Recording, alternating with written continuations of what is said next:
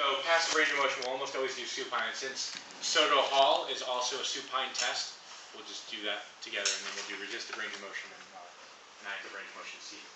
So I'll do Soto Hall first. It says Soto Hall / Brzezinski's test. Really, I'll show you the Soto Hall test, and then we're looking for Brzezinski's sign. So put underneath Brzezinski on your handout sign, because that's what you will probably see if somebody has meningeal irritations. So this test is mainly for meningeal irritation. So the meninges, the pia, the dura, and the arachnoid. Mostly it's the dura that's going to be irritated in certain conditions. Not just meningitis, which literally means meningeal irritation, but also other things that can irritate the meninges. You can have a bunch of positives here. And again, we're looking to see if they're very global positives or very localized.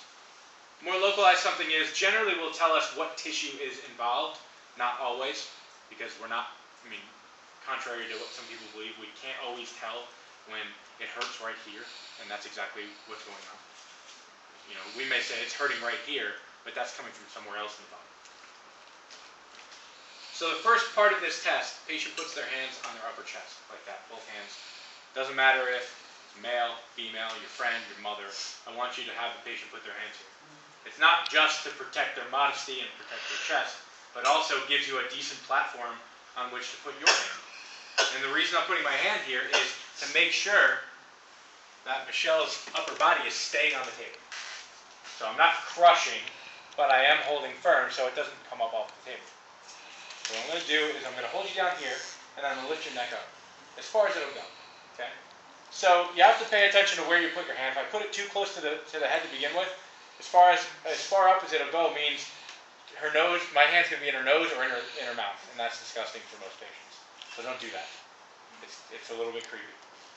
So hands here, and then I may have to move my hand as I'm bringing her head up, so I don't make contact with her. Hold her here. The nice thing about these tables, we have the little cutout in the headrest. I can actually fit my hand under there. I would try to do this as passively as possible. I wouldn't say lift your head and then have my hand go under there. So, like this, hold the patient down. I got that. Bring the head up like that. And I'm pushing until we can't go any further. Hold it for a couple seconds. Looking at the knees. So what's Brzezinski's sign? Yeah. If the patient